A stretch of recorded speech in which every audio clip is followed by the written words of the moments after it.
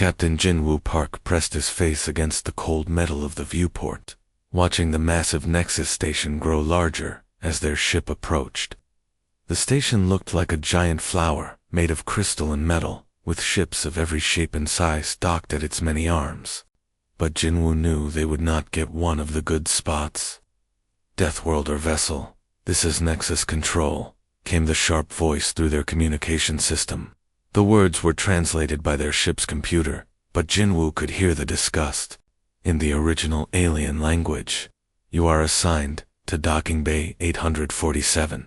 Follow the red guidance lights. You will pay standard fees, plus hazard charges." Lieutenant Hyejin Kim slammed her fist on the control panel. "Bay 847.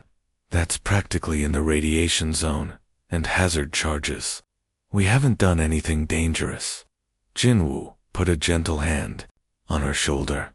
"Easy, Hyejin. We knew this would happen. It always does." Their ship, the Endurance, was human-built and looked different from the elegant curves of alien vessels. Where other ships seemed to flow like water or grow like plants, human ships looked like they were built to survive crashes. Which, Jinwoo thought sadly, was exactly what the aliens expected from them. As they docked, Jinwoo could see other ships getting the prime spots near the station's center. A beautiful Zephyrian vessel that looked like it was made of living crystal settled into Bay 12, right next to the main shopping district.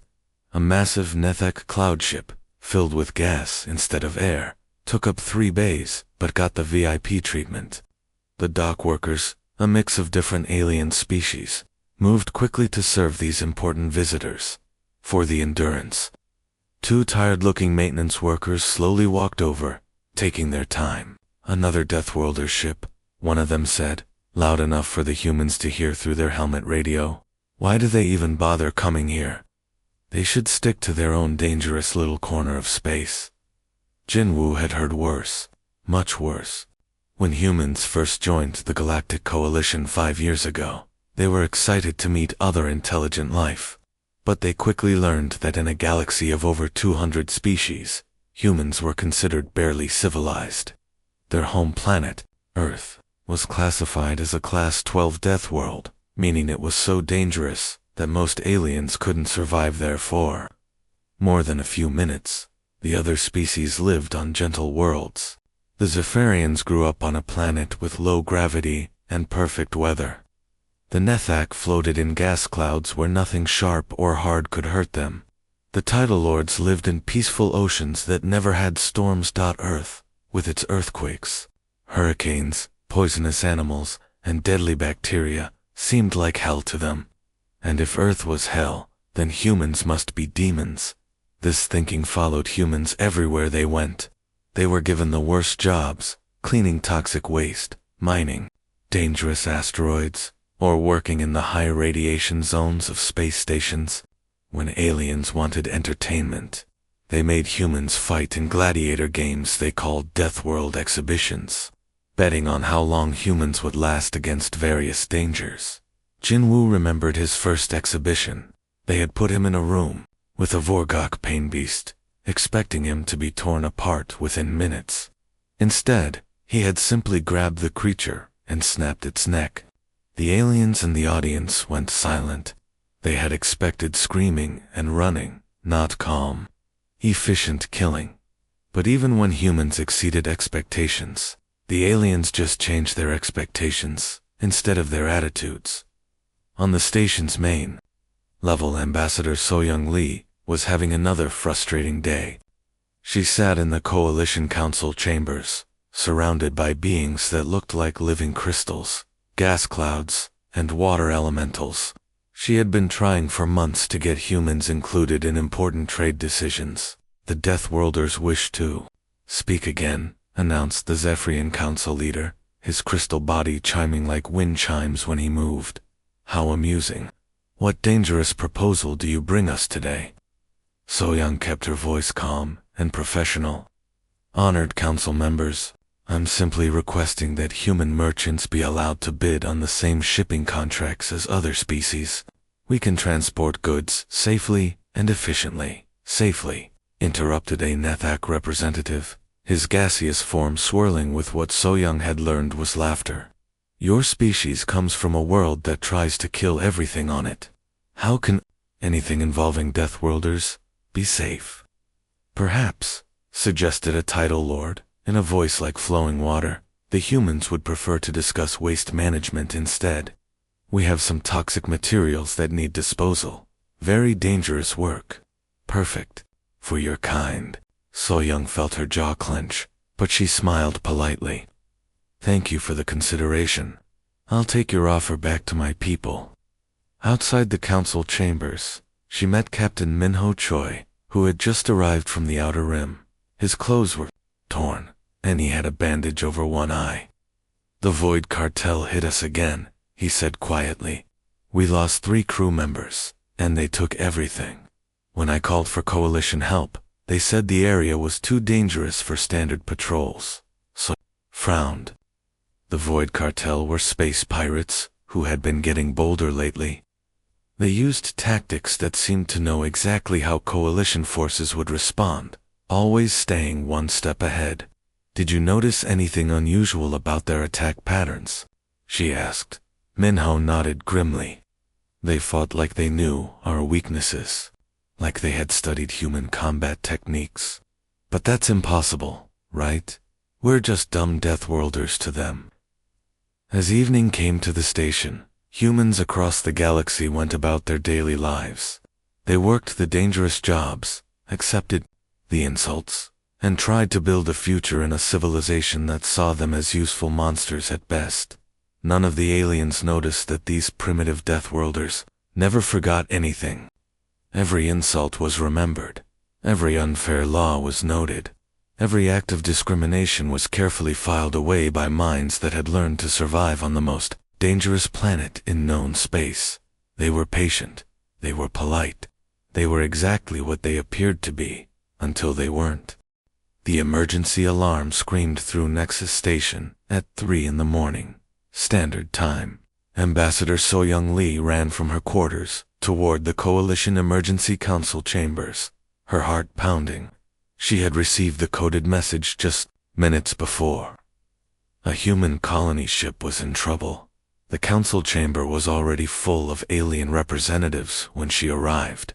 Admiral Kethver of the Nethak floated in his gas tank, his cloudy form swirling with agitation. The defense minister stood like a living statue made of blue crystal around the room's central display. Dozens of other species watched a tactical map showing the Outer Rim. The situation is clear, Admiral Kethver announced, his voice coming through the translation system. The human colony vessel, New Soul, is under attack by the largest cartel fleet we have ever seen. 47 pirate ships against 1 transport. So-young pushed forward to see the display better. The New Soul was a massive ship, built to carry 50,000 human colonists to a new world in the Kepler sector. She could see the red dots of cartel ships surrounding the single green dot that represented her people. What are our forces doing to help? She asked. The Zephyrian defense minister's crystal body flashed with cold light. Our fleets are pulling back to safer positions. The tactical situation is too dangerous for standard military engagement. Pulling back, So-young's voice rose. There are 50,000 civilians on that ship. Families, children, the Deathworlders chose to travel through dangerous space, replied a Title Lord representative, his watery voice rippling with dismissal. Surely they expected such risks when they decided to expand into the frontier. So-young watched the tactical display in growing horror. She could see Coalition fleet markers, dozens of warships that could easily defeat the pirates, jumping away from the battle. Ship after ship disappeared from the screen, leaving the New Soul completely alone. You're abandoning them, she whispered. We are making a strategic withdrawal, Admiral Kethver corrected. The loss of military vessels would be unacceptable. The colony ship knew the risks. On the display, the New Soul was taking heavy damage. So-young could imagine the terror inside. Families huddled in emergency shelters, children crying for their parents, brave crew members fighting a hopeless battle against impossible odds. Captain Dong Hyen Yu's voice crackled through the communication system from the dying ship. Coalition Control, this is New Seoul. Our shields are failing. We have civilian casualties. Please, we need immediate assistance.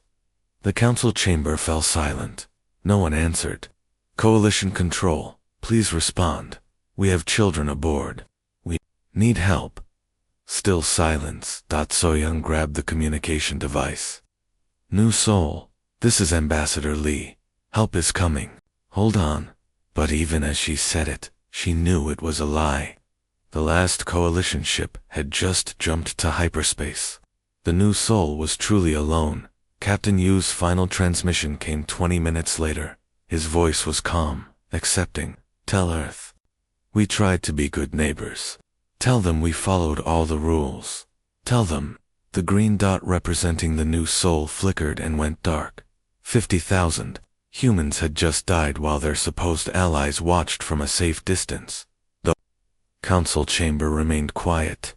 Then, slowly, the alien representatives began discussing patrol schedules and budget reports, as if nothing important had happened. Soyoung Lee stood frozen, staring at the empty space on the tactical display where the New Seoul had been. Something cold and hard settled in her chest. Something she had never felt before in all her years of diplomatic patience. That night, alone in her quarters, she sent a coded message to every human ship, station, and settlement in coalition space. The message was short, but every human who received it understood exactly what it meant. Geneva Convention suspended. Authorization Omega is now in effect. The message referenced agreements made back on Earth, before humans had even known aliens existed. Rules for war that had been written after humanity's bloodiest conflicts. Designed to keep civilized behavior, even in the worst fighting. But the message also contained an older code. One that went back to humanity's earliest survival instincts. When the rules no longer protected the innocent, the rules no longer applied. Across the galaxy, humans began to change in ways so subtle that most aliens didn't notice at first. Captain Jinwoo Park received the message while docked at a mining station in the Vega system. He read it twice, then walked to his weapons locker and began checking systems that hadn't been active since leaving Earth space. His crew watched him work, and something in their captain's movements told them that their long period of patient endurance was ending. Lieutenant Haijin Kim found herself reviewing star charts, not for trade routes, but for strategic positions. Combat manuals that had been locked away were quietly retrieved.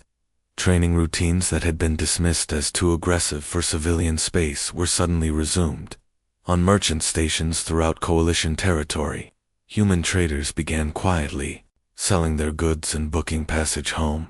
Their friendly smiles to alien customers became polite but distant. They stopped laughing at jokes about Deathworlders and began responding to insults with cold, measuring stares. The change was happening everywhere, but it was invisible to aliens who had never really looked at humans as equals anyway. They didn't notice that human dock workers stopped chatting with alien crews. They didn't see that human technicians began asking different questions about ship systems and station defenses. They didn't realize that the patient, friendly humans they had dismissed for so long were methodically preparing for something terrible in the deep black of space. Where the New Seoul had died alone and forgotten, a new understanding was taking root in 50 billion human minds. The time for being good neighbors was over. Captain Taemin Han stood in the control room of his ship, the Retribution, listening to the intercepted radio chatter from the Void Cartel pirates. They were celebrating, laughing about their victory over the New Seoul. Their voices were full of joy as they described how the human colonists had screamed before dying. "Boss, that was the easiest job we ever did," one pirate bragged. "Those coalition cowards ran away so fast. They left exhaust trails in hyperspace." Another voice joined in. "Did you see how the Deathworlders begged for help? So much for being tough. Taman's hand tightened on his ship's communication device. Behind him, his crew worked quietly, checking weapons that hadn't been used in years. The Retribution was officially listed as a cargo transport, but like most human ships, it had been built with hidden capabilities. Captain reported his weapons. Officer Jung-Min Park, we've tracked the cartel fleet. They're hitting a Zephyrian crystal mining station in the Vega system right now. Taman nodded slowly. Signal the Endurance and Soul's Vengeance. Tell them we have found our target. 3 human ships moved through hyperspace toward the Vega system. To any observer, they looked like ordinary merchant vessels responding to a distress call. The Coalition monitoring stations logged their movement as humanitarian assistance and went back to their regular duties. The cartel pirates were having a wonderful time at the crystal mining station. The delicate Zephyrians couldn't fight back against their crude but effective weapons. The miners' beautiful crystal ships shattered like glass under pirate guns, and their crystalline bodies rang like broken bells when they fell. This is almost too easy, laughed the cartel leader, a massive alien called Vexter. No wonder the Coalition is so weak, if this is what they're protecting. That's when his sensors picked up 3 ships dropping out of hyperspace at the edge of the system. More Coalition ships? Asked his second-in-command. Vexter looked at his display. The ships were small, blocky, and ugly compared to the elegant alien vessels he was used to fighting. No, these are human ships. Probably coming to beg for mercy like their colony ship did. He opened a communication channel, expecting to hear the usual human pleas for negotiation. Instead, he heard nothing. The human ships didn't send messages, didn't ask for surrender, didn't even identify themselves. They simply started shooting. Captain Jinwoo Park's ship, the Endurance, fired its main guns at the nearest cartel vessel. But these weren't the simple energy weapons that most spacefaring species used. These were kinetic projectiles, chunks of metal accelerated to incredible speeds. When they hit the pirate ship, they didn't just damage it. They went completely through it, leaving holes that exposed the interior to space. But that was just the beginning. Captain Yunyo Seo's heavy cruiser, Soul's Vengeance, demonstrated what human engineering could really do. Her ship rammed directly into the cartel flagship at 30% light speed. The reinforced human-built hull cut through the alien vessel like a knife through paper, splitting it into burning pieces. The pirates had never seen anything like this. Coalition fleets fought with careful precision, trying to disable enemy ships and capture prisoners.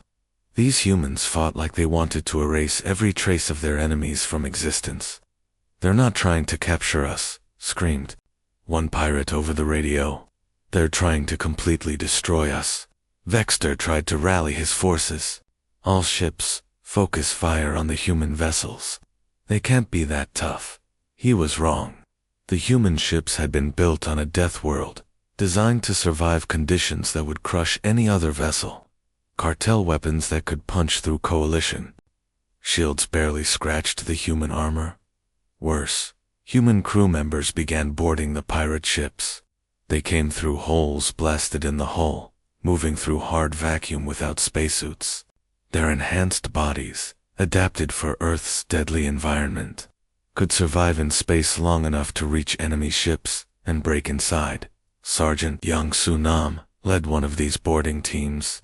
His squad moved through the pirate vessel like deadly shadows, fighting in conditions that would kill any other species. When they encountered enemy crew members, there were no prisoners taken, no mercy shown. The pirates discovered that humans didn't just have better technology, they had a completely different approach to warfare, where other species fought to win territory or resources. Humans fought to eliminate threats, completely, permanently. Within 2 hours, the entire cartel fleet was gone. Not defeated, not captured, completely destroyed, down to the molecular level. The human weapons turned enemy ships into clouds of separated atoms that drifted harmlessly in space. But this was happening in dozens of systems simultaneously, across Coalition space. Human ships that had seemed harmless suddenly revealed their true capabilities. Sleeper agents, who had worked as mechanics, doctors, and traders, began eliminating cartel operations with surgical precision. The pirates, who had terrorized space lanes for decades, discovered that every move they had made, every base they had built, every crime they had committed, had been carefully watched and recorded by patient human observers. Captain Hyan Woo-song, leading a strike team against a major cartel stronghold, sent one message to nearby coalition forces: "Stay away. We don't take prisoners today." In 72 hours, an enemy that had plagued the galaxy for 2 centuries ceased to exist. The humans hadn't conquered the Void Cartel or defeated them in battle. They had simply decided that pirates were no longer allowed to exist in their universe. And what humans decided, humans made happen. The galaxy was about to learn exactly what Deathworlders really meant. Director Vorthok of Coalition Intelligence stared at his computer screen, his 6 eyes blinking in different patterns as he tried to process what he was reading. The reports coming in from across the galaxy made no sense. In just 3 days, the Void Cartel had been completely wiped out. Not defeated, not scattered, completely eliminated. "This is impossible," he muttered, his translator converting his clicking sounds into standard galactic speech. The cartel had thousands of ships, hundreds of bases. They've been operating for 2 centuries. His assistant, a young Zephyrian, whose crystal body sparkled nervously, handed him another datapad. "Sir, we have confirmation from the Outer Rim. Every known cartel stronghold has been destroyed. No survivors, no prisoners, no trace of their organization remaining." Vorthok pulled up a map of the galaxy. Red dots had marked cartel positions just 4 days ago. Now the map was completely clean. Who did this? Which military force could accomplish such a thing? According to all reports, sir, ... it was the humans. Vorthok's eye stalks twisted to focus on his assistant. The humans, the Deathworlders. There are only 50 million of them in the entire galaxy. The cartel had billions. He began reviewing the battle reports more carefully. What he found made his scales crawl with fear. The humans hadn't fought like any known military doctrine. They had fought like they were personally angry at the concept of pirates existing at the Vega system. Human ships had literally rammed enemy vessels at near light speed. In the Kepler sector, human boarding parties had fought through hard vacuum without spacesuits. In the Outer Rim, entire cartel bases had been reduced to atoms by weapons that Coalition science couldn't even identify. "Get me Admiral Kethfer," Vorthok ordered. "Emergency council meeting. Now." An hour later, the Coalition's top military leaders gathered in the secure briefing room. Admiral Kethfer's gas form swirled anxiously in his containment tank. Zephyrian Defense Minister's crystal body was dim with worry. Around the table, representatives from dozens of species tried to understand what had just happened. "The reports are confirmed," Vorthok announced. "In 72 hours, humanity has eliminated the Void Cartel completely. But the methodology is what should terrify us all." He activated the room's holographic display. "For the past 5 years, we have treated humans as primitive curiosities. We gave them the worst jobs, the most dangerous assignments, and used them for entertainment in our death games. We assumed they were too simple to understand our superior civilization." The hologram showed footage from a dozen battle sites. Human ships moving with deadly precision, human soldiers fighting in impossible conditions, human weapons that turned matter into energy with casual efficiency. "We were wrong," Vorthok continued. "The humans weren't learning how to fit into our society. They were learning how to destroy it." Admiral Kethfer's form pulsed with confusion, but they seemed so harmless, so eager to please. They followed every law, accepted every insult, because they were gathering intelligence, Vorthok replied grimly. "Every human we dismissed as a simple laborer was actually an observer, Every merchant was mapping our trade routes. Every diplomat was studying our weaknesses. He pulled up personnel files. Captain Sujin Kwan, who we thought was just a curious researcher studying alien cultures. She actually has advanced degrees in military strategy and xenobiology. Her cultural studies were detailed analysis of how to defeat every species in the coalition. More files appeared. Engineer Min Jae Lee, who worked on waste processing systems across 50 stations. He wasn't just fixing machines, he was learning the structural weaknesses of every major installation in our territory. The Zephyrian Defense Minister's crystal body flickered with realization.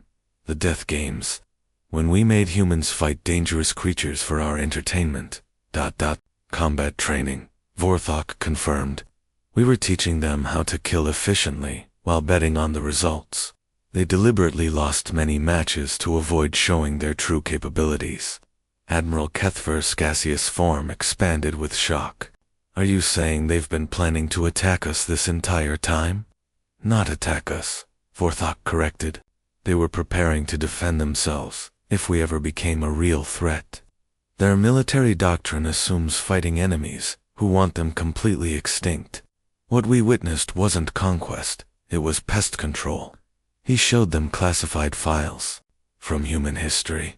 The numbers were staggering. In their last 1,000 years alone, humans had developed weapons that could crack planets, tactics that could eliminate entire star systems, and ethical frameworks specifically designed to prevent the kind of total warfare they had just unleashed against the cartel. They have rules, Vorthok explained. Something called the Geneva Conventions.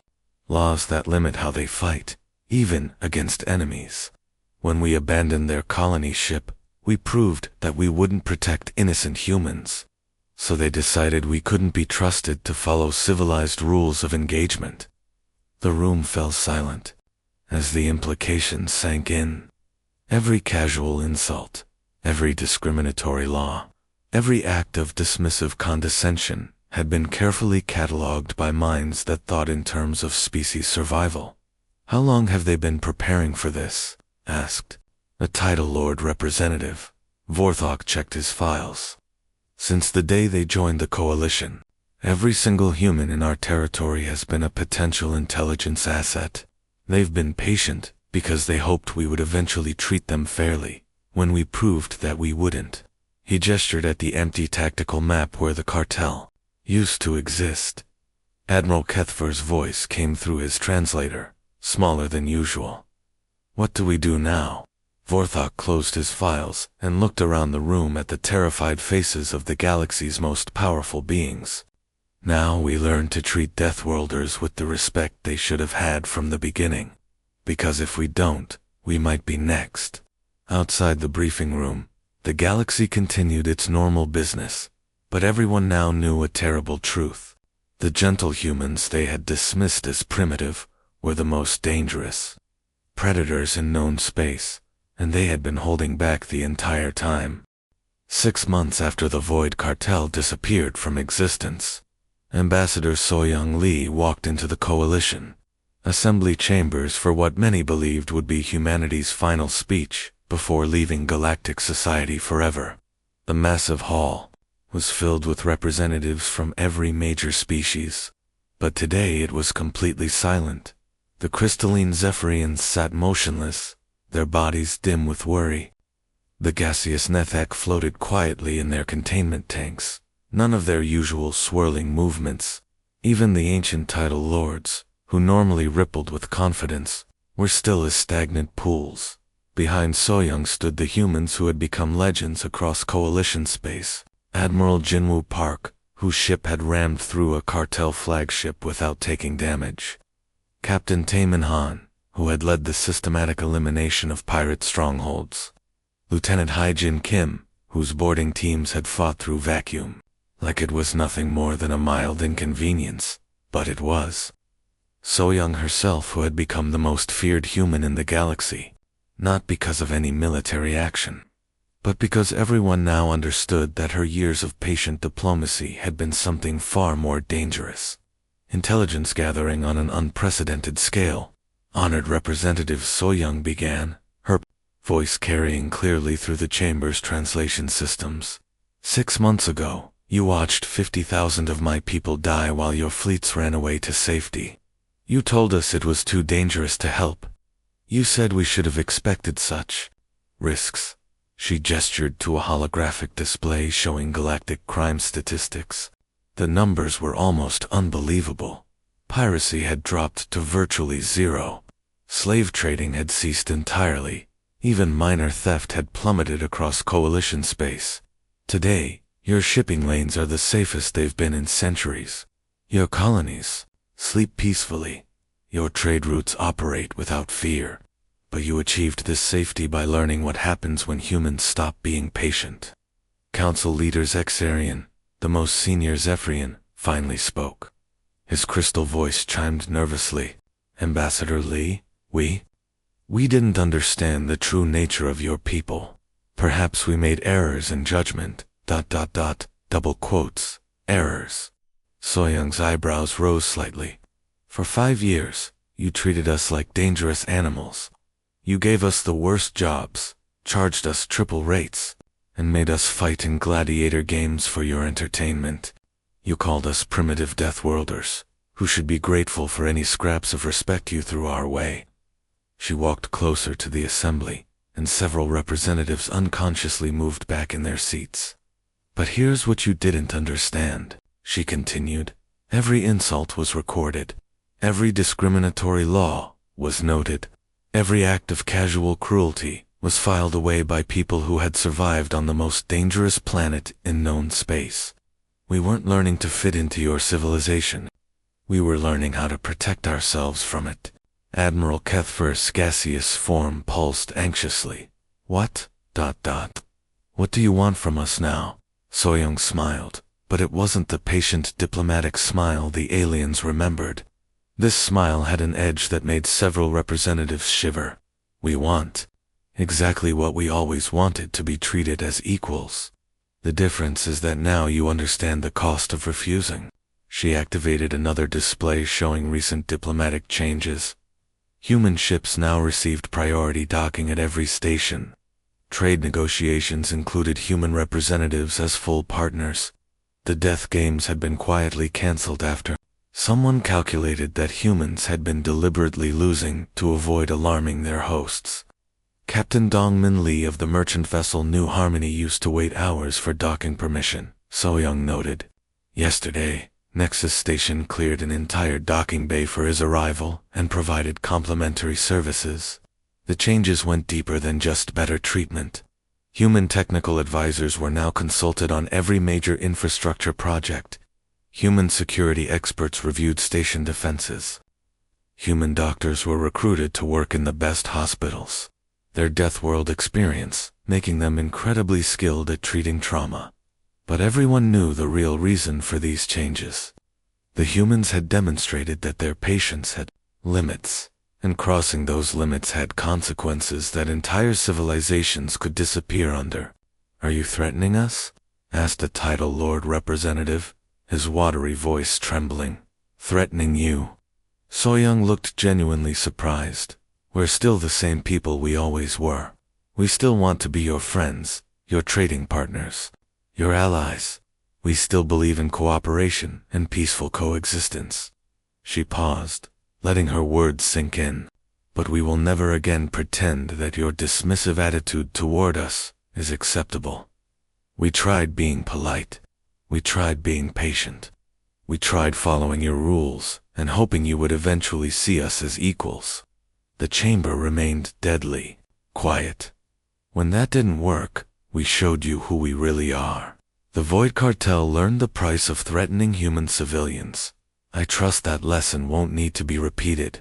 As Soyoung concluded her speech, she looked around the chamber at faces that now held something they had never shown humans before. Genuine respect, mixed with healthy fear. The choice of how we move forward together is yours, she said. We can be the best allies you've ever had, or we can be something else entirely. But we will never again be your victims, your entertainment, or your objects of condescension.